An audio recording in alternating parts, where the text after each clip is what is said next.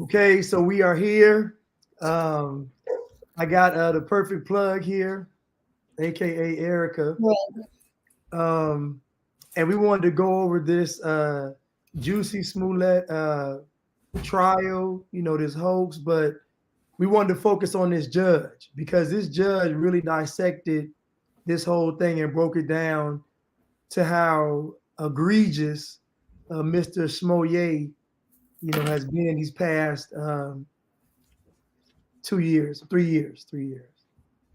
Um, so let me can I play it on here or I gotta go out and play it? I don't know. Can you still see me? I can see it. Okay. Well, you may give me advice, but I need to hear from Mr. Smollett directly because it's his decision. So this is what, do you want to say something or would you rather not say anything? All right. All right, we're at the end of the road here. This matter has been pending in the criminal justice system for 3 years, approximately. It's been approximately 2 years on this particular docket. The original indictment that was returned by the Cook County State's Attorney's Office.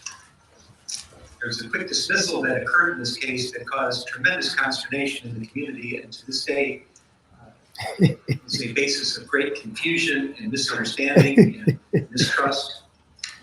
In any event, some things happened after the first dismissal.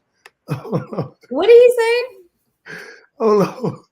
Why he seems so frustrated? Because he's sick of him. Look at his eyeballs. Look at his eyeballs. Look at his eyeballs. Look at that ego in his eye. He is disgusted with you. He's sick of Jussie. No, listen, Blanche, I watched this video, right? I watched it like 2 days ago. And I didn't know that. I didn't know. This is why he's disgusted right here. First of all, Jussie in there playing plenty games. Yeah. Okay, he played too much. He probably got on his stand and was on there for hours and hours and hours telling all of lies. Yeah. He's tired. And then the thing about it is, I did not know until now that they were trying to brush this case under the rug. Like, even though the whole world knew that Jussie was lying or not telling the truth, that none of this happened, that it was all a setup. I guess, I don't know if it was the chief of police, I don't know who it was, but they basically was trying to sweep it under the rug. And another judge, like came in and wrote a letter as a citizen, basically saying that she couldn't sleep at night because she knew that something was wrong with this case, that she did not understand, even as a judge, how they were just gonna let him go with all these lies. And so that's how it ended up here. So I could see how this judge cannot be like, I'm over it. And they got rid of the previous police chief, Eddie Johnson.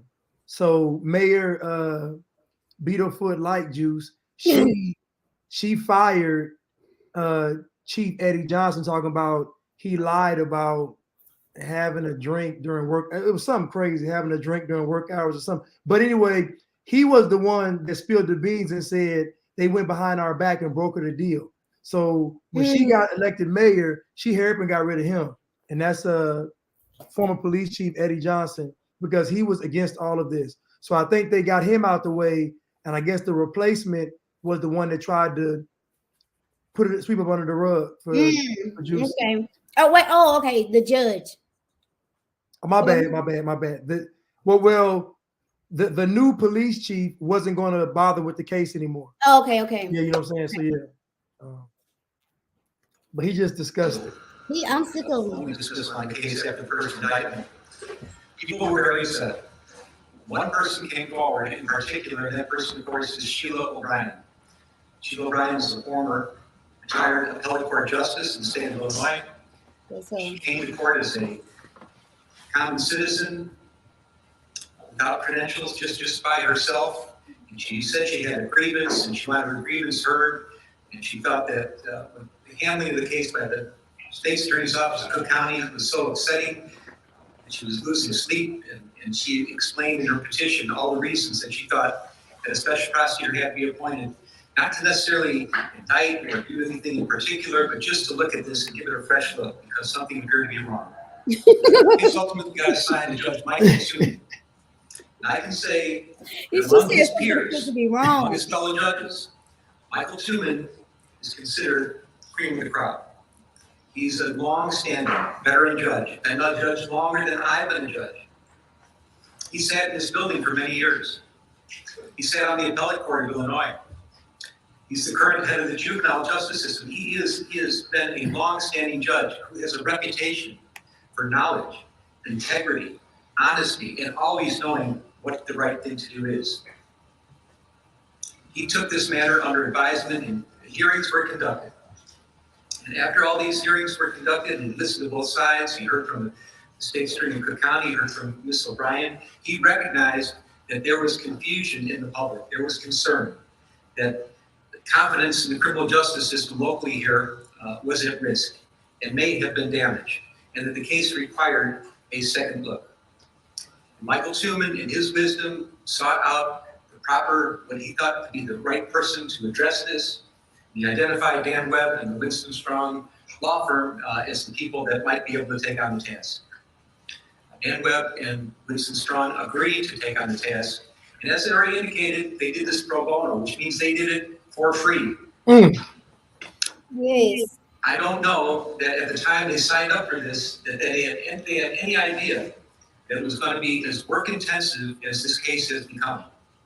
This case took several years, and we were slowed down by COVID a little bit, but the amount of pretrial motions that were filed were exhaustive. I have never, other than death penalty cases, which I used to preside over, seen anything like the extent of filing pretrial motions. And I'm not faulting the defense for filing many motions. I would just say that this case received as much attention and was gone over every little bit of it by a fine-tooth comb as thoroughly as any case I've ever seen before. The stacks of pleadings are high. I've got stacks on my desk that are unprecedented. So really what we see is they went above and beyond for Jussie. This judge said, real quick, Blanche, can you hear it echoing on your end? It's echoing on my end. I just want to make before you get too deep into your video, and then it's like it's not when when you was playing it, it felt like it was like on my end it was like fast, like a little fast with a little echo. Maybe you might. Let me see. Maybe you might want to. That's when you play the video, though.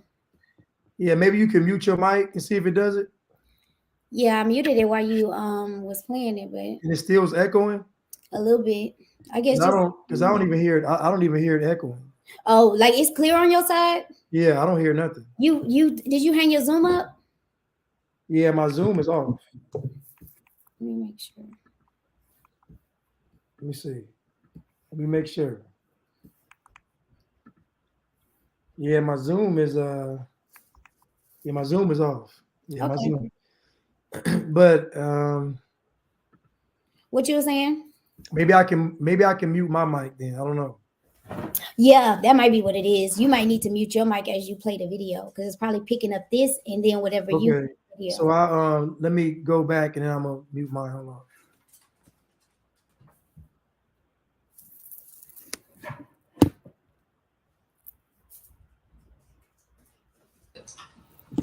And we had to wade through all of them, and it took a long time to do that.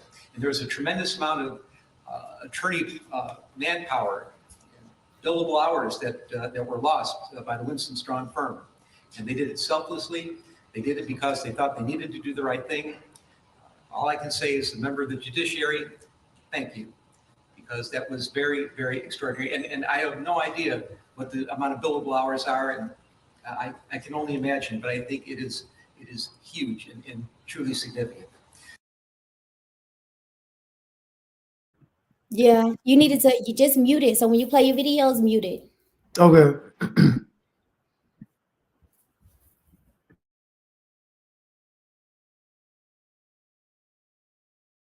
In any event, what happened here,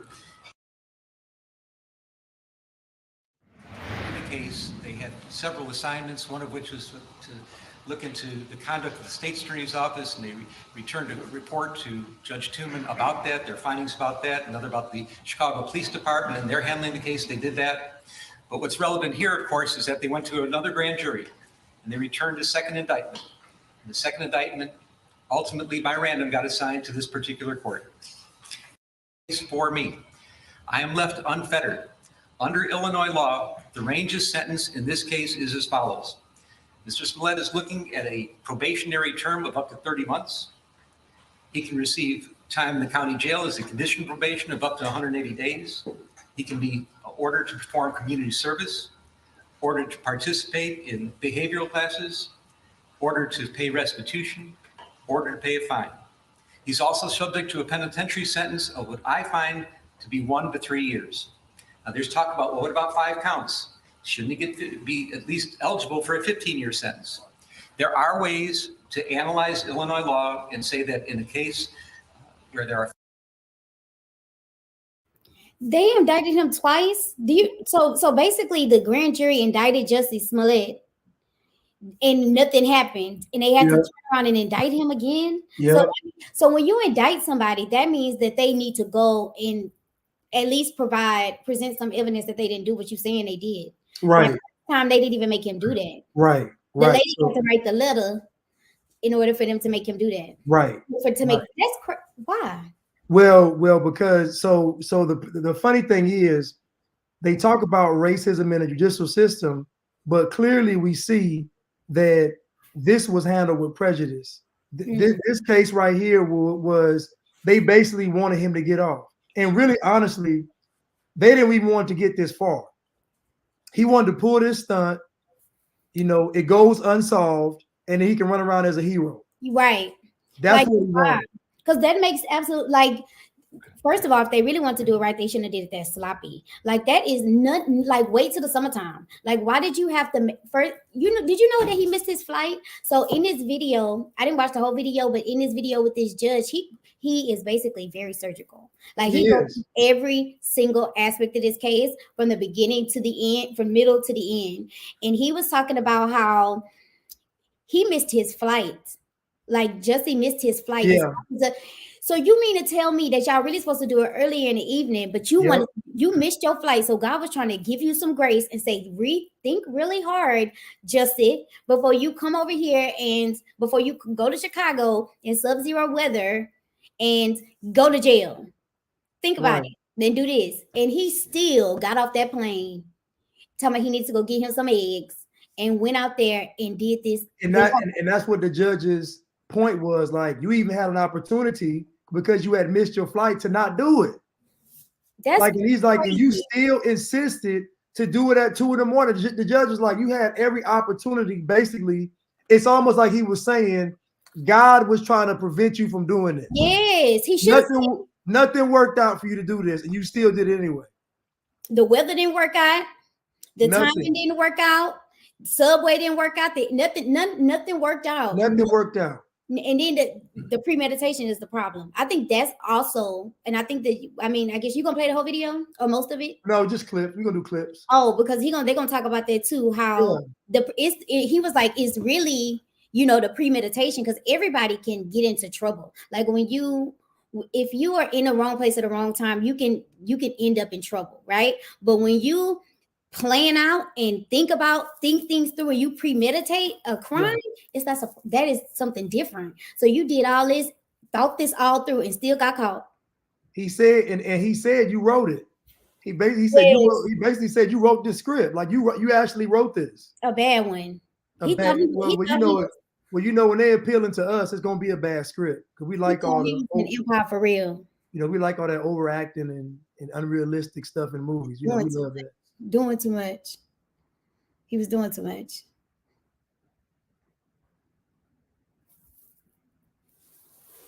Five counts, consecutive sentence, and the person that committed it. How did the person get here? Who is this person? What is the crime? You put them together, you look at the sentencing range, and you try to find something that is just and fits and makes sense and that is right. And that's what we're going to do. Let me tell you, Mr. Smollett, I know that there is nothing that I will do here today that can come close to the damage you've already done to your own life.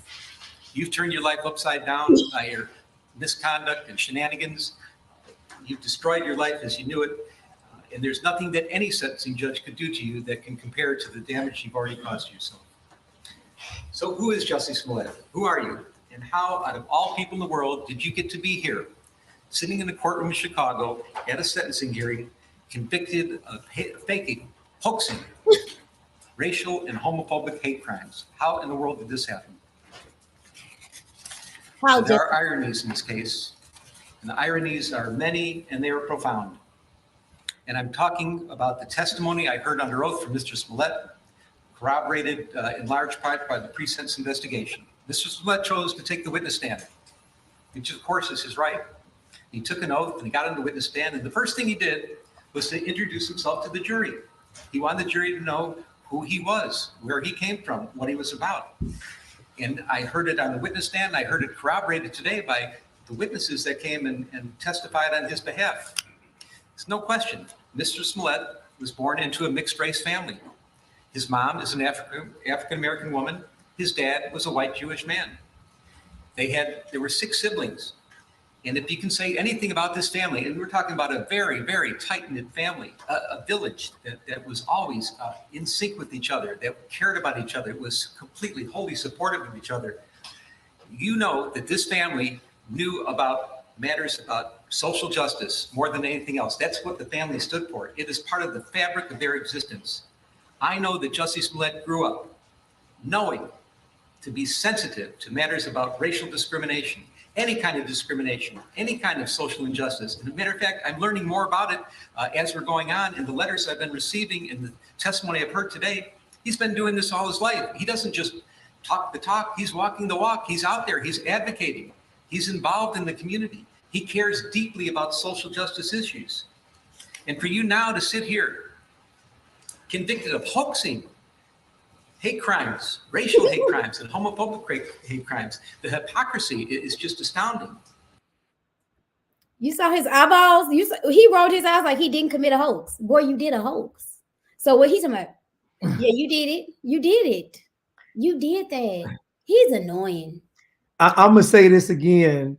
Anybody out there fighting against racism is working for the system. You just heard this judge say Jussie done spent his entire life fighting against social injustice. His family has spent their whole existence fighting against social injustice, and this guy staged an elaborate hoax. This the end.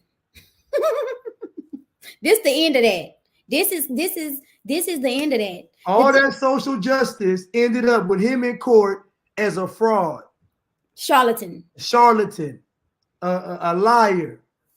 Why the judge told him, Jussie, you went from riches to rags, or you have completely decimated everything that you've ever done in your life. Like, you are an idiot and to the highest degree. They said he made $2 million a year. 2 million, that's what you told me. $2 million a year. I don't know if I believe that or not, but $2 million a year, you're on a hit TV show with celebrities. Come on, and I'm talking about A-list celebrities. Is that 50 Cent show? No, that's Terrence Howard. Oh, but still, yeah, great celebrities. You're on a like you're doing well. You get to pretend that you're the gay Tupac, get paid for it, and now what you really did was totally just desecrated yourself, because you have. I don't know why he on TV, Blanche. Yeah, but here goes the crazy part though. Black culture doesn't mind. Like who's gonna reject him? This is okay. Yeah, this is okay. Like this is like, nobody's upset that he lied and put a homophobic hoax, a race hoax. Nobody's lied that he tried to smear Donald Trump with the saying the guys had MAGA hats. Mm-hmm. Nobody. That whole little skit and scene was, to me, primarily done for the Black community, and it was done for white liberals. It wasn't done for anybody else. It was done for that group to buy into it, and specifically us, because he knew when it came to us, we would already buy into the MAGA hat. That's just all we needed. But that's the thing. We are so, that's why he thought he could get away with this kind of stuff, because we are so emotional. We don't think. Like, he literally didn't even have to put together a good script. People still believe him. Still believe him. To this day. Like, his family, they still think that he's telling the truth. The public, some of them still thinks that he's telling the truth. And the thing is, because all you have to do is unimaginable to them that a black person will lie about racism. Right. Like, why would you want to lie about something so awful? Who would lie about that? That's exactly what black people say when he is a stone cold liar. And everybody knows that everything that he said that happened that day, he set it up and he did it in order to be, like you said, a hero. And that's sick. Like, you're really sick. Like, he's really a sick individual. He's a narcissist, and he's a very sick individual. And people like that don't care about how what they do impact others. Look how he's sitting there. You talking about defund the police, walking around with Black Lives Matter when the police funds need to be used on you. Right. Well, the funny part is police funds were used on him. Exactly. Yeah. The irony is he's yelling defund the police, and the police funds were literally wasted on him, even to the point where the attorneys did it pro bono. His attorneys was pro bono? Well, the judge said the attorneys that he mentioned something. I think he's talking about the attorneys on the other side, the prosecution. Like what he did was so egregious that they did it for free. They did they're thinking this is so obvious and so bad, this shouldn't last but a couple of weeks. And it ended up lasting 3 years because Jussie Smollett has the woke mafia behind him, got black culture behind him, got white liberals behind him. All the decadence of society is behind this man lying. He the only one on his team sitting up here with a mask on. Why he has a mask, I don't know. But you know why? You know exactly why he got that mask on, because that mask is slavery. That mask makes you look like a victim. Like, look at me, I'm sitting here. Like, that mask, it's a muzzle. Like, when you just look at the aesthetics of that is, I already know if you got that on your face, you think you're oppressed because you look at you. You ain't no way. I can't even believe, Blanche, in my own mind that I let myself walk around like that. Like, as an American citizen, I cannot believe I strapped on that mask and just used to be. He looks like an idiot. Yeah, and honestly, this is why our people won't let the mask go. Mm-hmm. It's symbolic. It's symbolic because all they've been through. Because to be black, you got to feel oppressed. Honestly, I believe that these people like these celebrities, they don't feel black enough, so they got to make stuff up. You know, like they don't actually feel black because their life is so good. It's almost like they're like, man, I don't feel black. Let me make something up. I believe, you know what? I think you're onto something. Because when you think about like a problem that a lot of parents, especially I work in PG County, so I work in a county where it's predominantly black, but it's like the richest black county in America. Mm-hmm. And a lot of the kids want to be ghetto so bad. Yeah. They want to sell weed. They want to, vape in the bathroom. They want to do all these things. And I'm realizing it's probably because they probably don't feel black, because they feel like they're supposed to be doing. If they have a good life, they come from a good family, they eat every night, they got bed sheets in a bed. They probably feel like, well, I don't feel black, so let me go out and sell drugs and go to jail. They always are trying to, it seems like they actively trying to get in trouble, teachers, kids, they all just be doing stuff. And most of the people that come from the hood don't want to be from it. Right. Like they don't want to be selling drugs. I mean, saying for the most part, they don't want to, or they say that it's because of, their surroundings, but these people are actively going out and trying to find trouble to get into, or trying to find a way to feel more black. And that's sad because that they feel like that. You can't be affluent and successful and feel black. You have to be ghetto. I'm gonna start speeding it up. Okay. What you mean? Oh, go ahead. The video. Okay.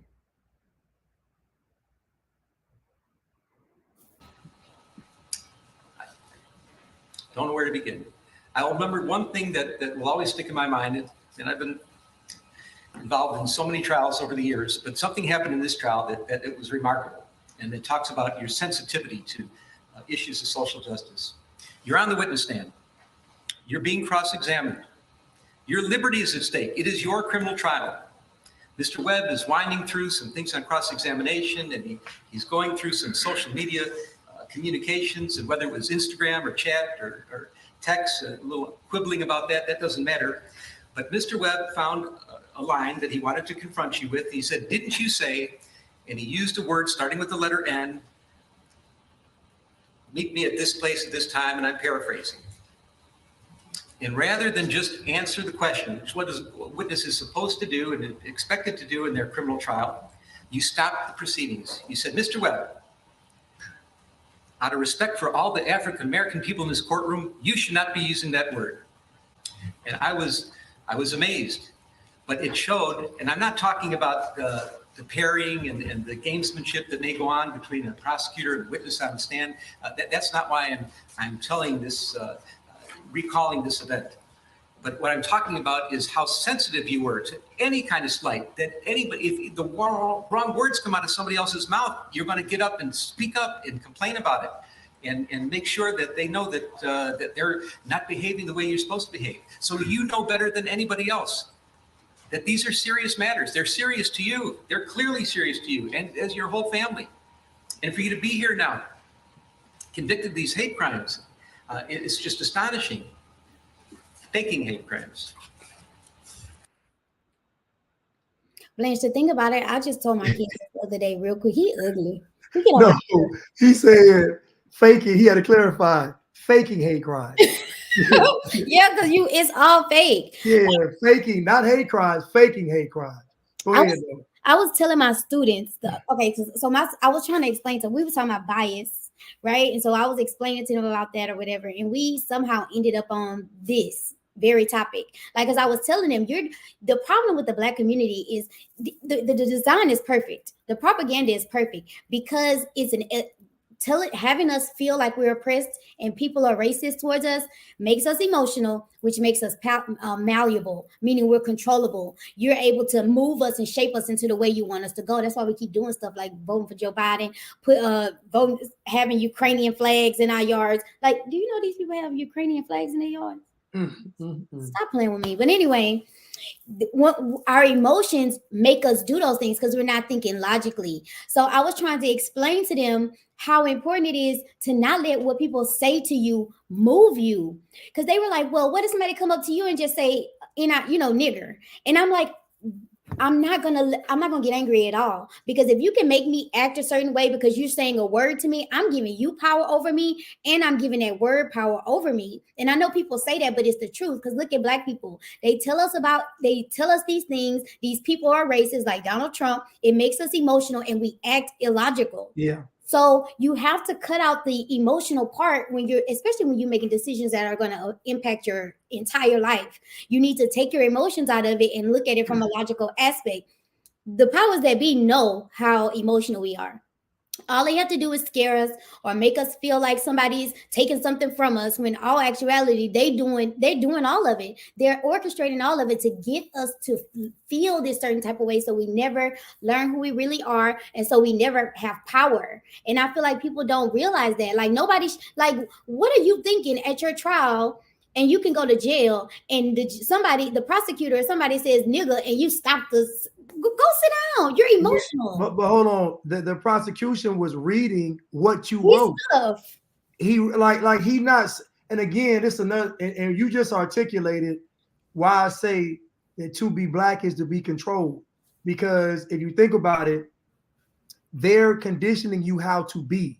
Yes. Nobody's saying. Think about it. Back in the day, they say things like "be all you can be." Don't limit your dreams. If you can believe it, you can achieve it. Like, there were all these sayings when I was a kid about, broadening your attitude determines your altitude.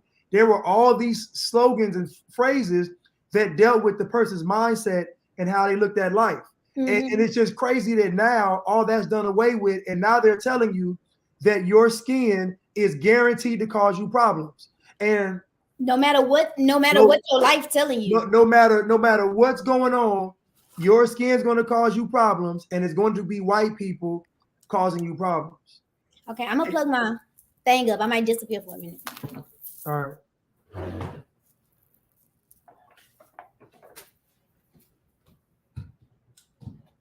So why did this happen? That's a good question. I think that's the question on everybody's mind. There's some conjecture you did it for the money. Frankly, I do not believe that you did it for the money. You were making, the evidence showed, close to $2 million a year when this happened. I don't think money motivated you at all. But the only thing I can find is that you really craved the attention and you wanted to get the attention, and you were so invested in issues of social justice, and you knew that this was a sore spot for everybody in this country. You knew this was a country that was slowly trying to heal past injustices and current injustices and trying to make a better future for each other. And it was a hard road. And you took some scabs off some healing wounds and you ripped them apart for one reason. You wanted to make yourself more famous. And for a while it worked. Everybody was talking about you. The lights are on you. You were actually throwing a national pity party for yourself. And why would you do such a thing?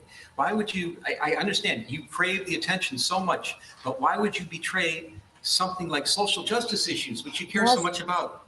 The only thing I can conclude is that, and I acknowledge there are wonderful sides to you. There are very giving and charitable and loving sides to you, but you have another side of you that is profoundly arrogant and selfish and narcissistic. That's the only thing that can be concluded. And that bad side of you came out during the course of all these events. And that that narcissism, that all of that, everything that he just described, that is demonic. Like when for that your ego is idol worship. You don't care. You have absolutely no look at him. Like he don't care about how many people he affected. He don't care about. He know he lying. He dragging his family through that because he has even if the truth come out, which is already come out, he will still portray himself as innocent to his family. His poor little grandma, he got her out there acting like he been hung up from a tree. Like you would think the way that they presenting this to the public after the sentencing that Jussie didn't commit no crime. You would think that somebody did something to him and got away with something. The way that they saying like Jussie, this is unjust and he's suicidal. Let me be quiet. I almost said something. I'm not gonna say that. But even with and I want to focus on the judge is talking about how heavily involved in social justice he is, and he was the one to fake this hate crime. What that tell you? So I keep telling people, I would venture to say that most of these hate crimes that go viral or go public or whatever are staged. I believe it. They're staged events, and because you think about it, look at the scenarios. Most think about it. Most conservative whites don't go into the Black community. And they don't watch Empire. The liberal whites are the ones that gentrify Black communities. The liberal whites are the ones that want to be around disenfranchised Black people. So if anybody is experiencing racism from our community, 9 times out of 10, it's going to be from a white liberal because they're the ones that actually purposefully try to come to our community, our events, try to be woke, try to do charity, But I'm sorry, go ahead, Blanche. No, I'm just saying, but the judge is highlighting how somebody that was so active in the community turned out to be a fraud. And Jussie just got caught. Imagine all the other frauds that just haven't been exposed. There what's her name? Because we should have known it was fraud when what's her name ain't touch it. It's a lot of them. It's a lot of those Black Lives Matter like attorneys, like what's it, Crump? I don't know if you know Crump. The ambulance chaser. Crump, he didn't touch it. Did Al Sharpton touch it? Well, you know Terry Porter, right? No, who is Terry Porter? The actor. He played the fairy godmother in the new Cinderella movie. The one with the He didn't want to touch it. He knew. Who is Terry Porter? Remember, not Terry Porter, Billy Porter.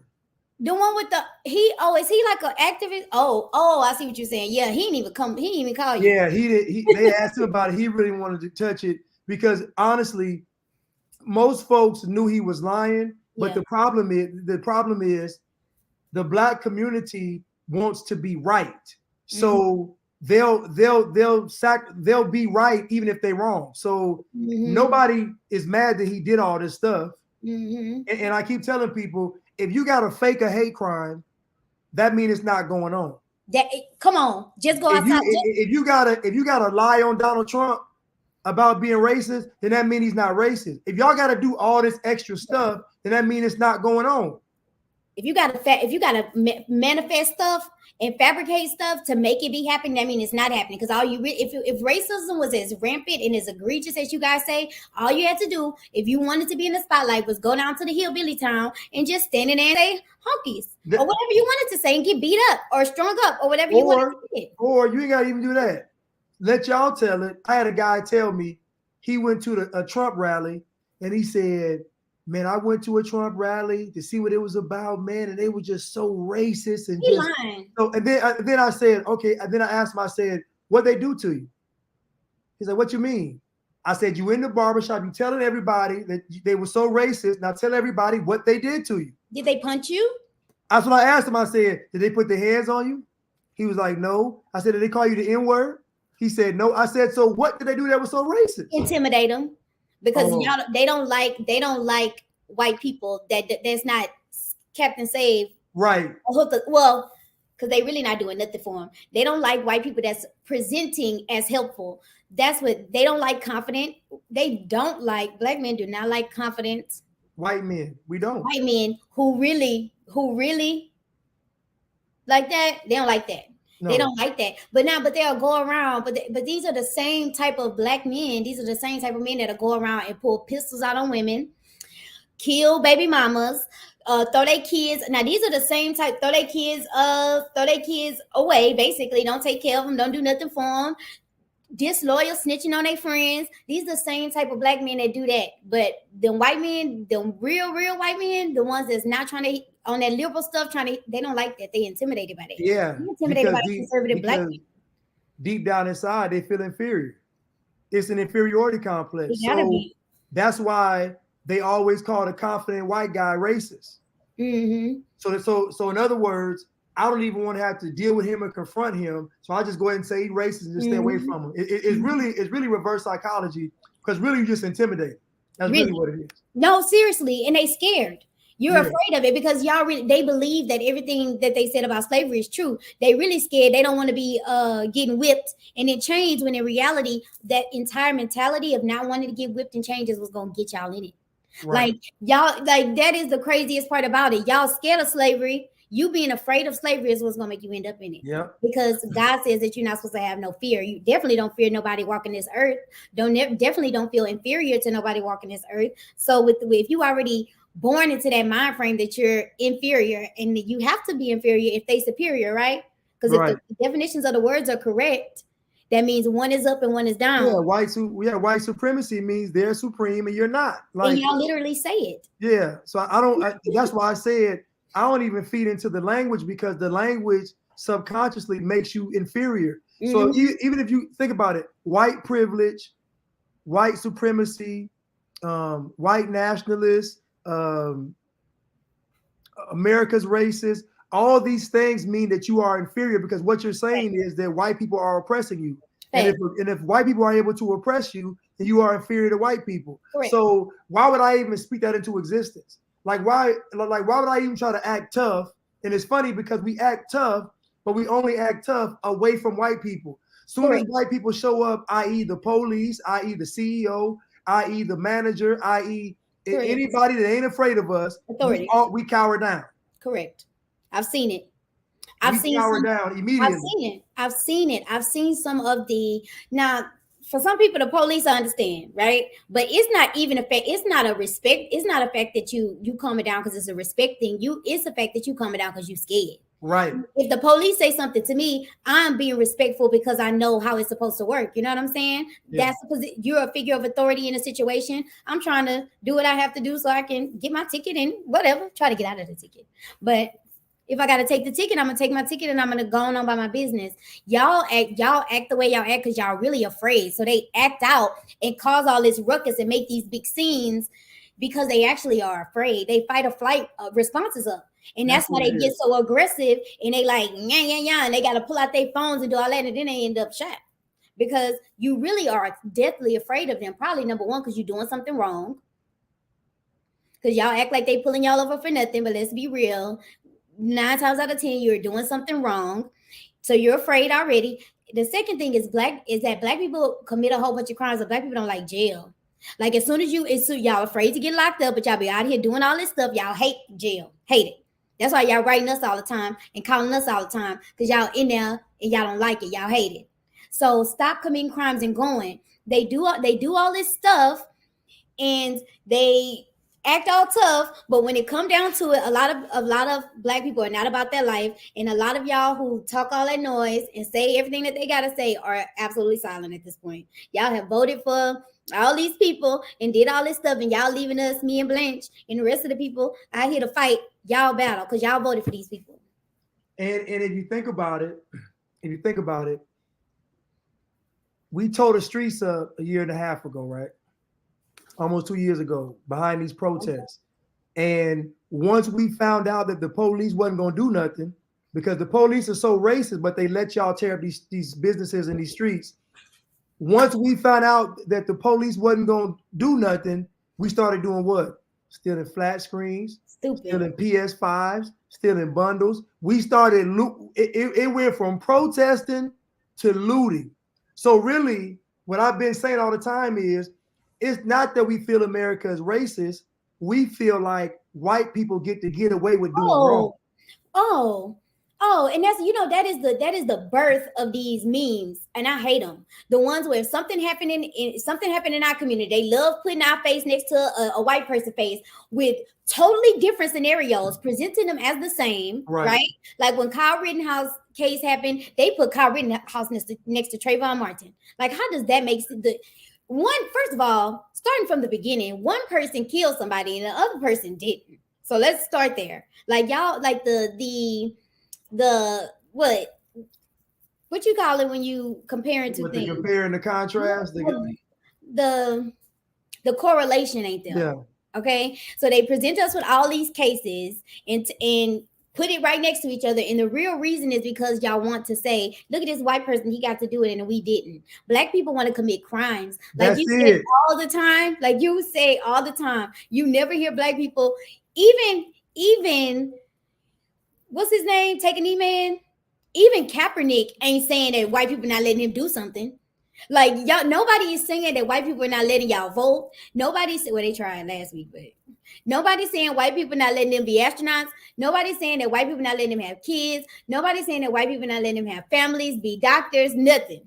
Literally the only argument you will hear is this person did this crime and got away with it, and this person did this crime and didn't. And 9 times out of 10, the crimes are totally different. Right. So I know you got to leave at. What time is it? We can come back after. I gotta have my realtor coming. Okay. Hold on. She probably gonna be here for about 30 minutes. Let me talk about hate crimes for a minute. I've been a criminal judge for many years, and I've heard many victims of crimes testify in front of me.